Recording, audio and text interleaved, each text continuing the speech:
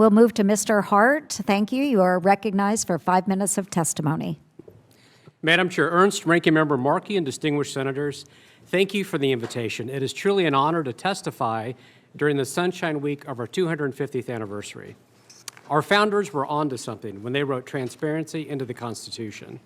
We may remember from chemistry class that biological life is carbon-based. Carbon is the building block of life. Our civic life is transparency-based. Transparency is the building block of our other freedoms. That's why it appears in Article 1, Section 9, Clause 7, before the Bill of Rights, because without transparency, our freedoms come apart. But secrecy can subvert sunshine. Secrecy happens in part due to human nature. Accountability is uncomfortable, and ignoring problems is easy. Fixing systemic inefficiency requires hours of unglamorous and tedious oversight work, as you all know. But it can be easier to mow the flower bed instead of pulling the weeds.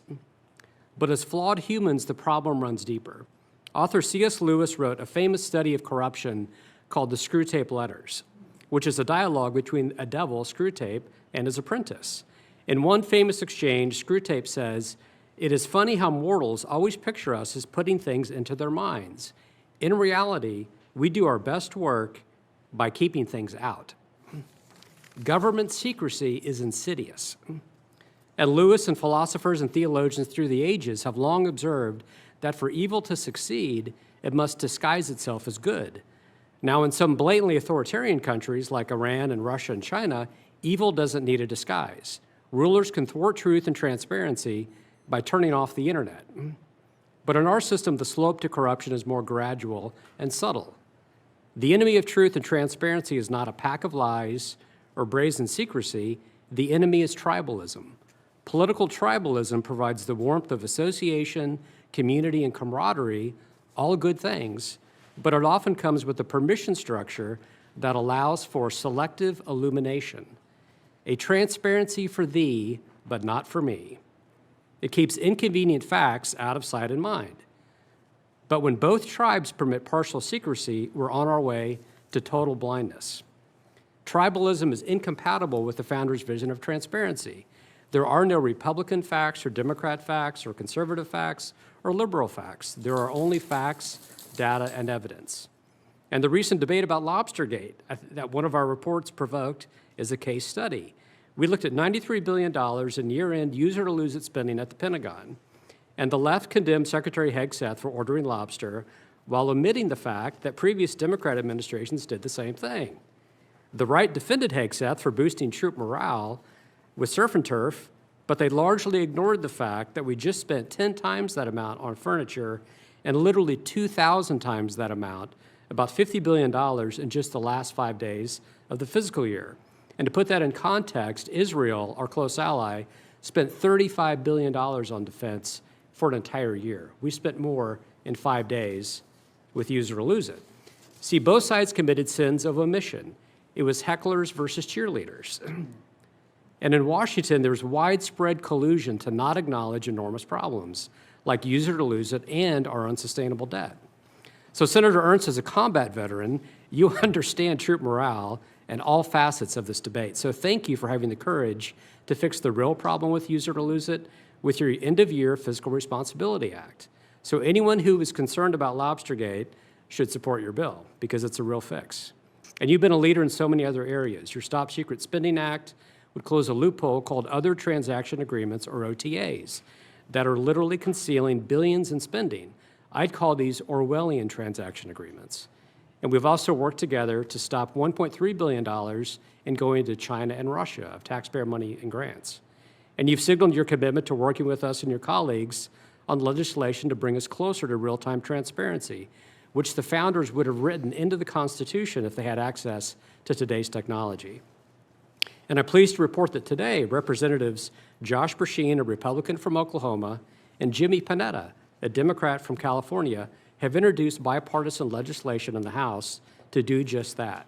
The Expedited Transparency Act builds on the success of Coburn-Obama from 2006, which created USA Spending and put all government spending online for the first time. So in the scope of history, transparency is radical and revolutionary. State secrecy is the norm. And technologies like AI can tilt the scales in either direction.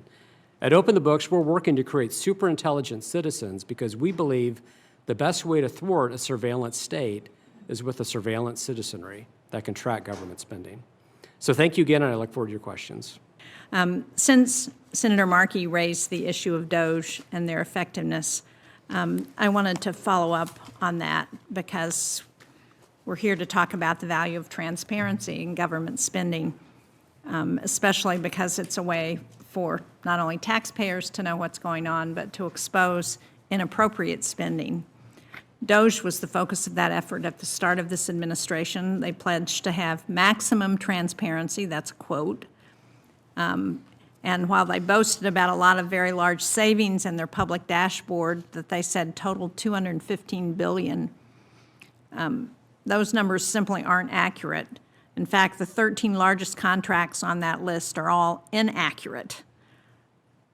Can I ask each of you if you have looked at the list that DOGE has posted? And do you have any comments on the accuracy of that list and what it means when we provide inaccurate information to the public? Yeah, we've looked at this very closely, and I would just say that when I worked for Senator Coburn, we talked about cutting $1 trillion in spending, and I would argue we actually did it over a long period of time. We cut spending $150 billion during sequestration, which happened in the wake of the financial crisis. He served on the Simpson-Bowles Committee. We enacted an earmark moratorium. I remember the Simpson-Bowles Committee. Yeah. Good. We're going way back. I supported that effort. Yeah. I don't think that's what we got from DOGE, however. Well, no, I think there's a long way to go. I think, and we got rid of $140 billion in savings through earmarks, and then we work with GAO to identify duplication savings. That saved $725 billion over 15 years, according to their data. So what I've seen is there's a lot to look at, and there's a lot to cut. And when you think, just to take a 50,000-foot perspective, we spend $5 trillion on healthcare in the country overall, $2 trillion through government programs. The Pete Peterson Foundation estimates maybe a quarter of that is not spent effectively. So in that area alone, there's hundreds of billions of dollars in waste. And so I wish they would have leveraged Elon Musk's star power more effectively to shine a light on the systemic problems in government inefficiency.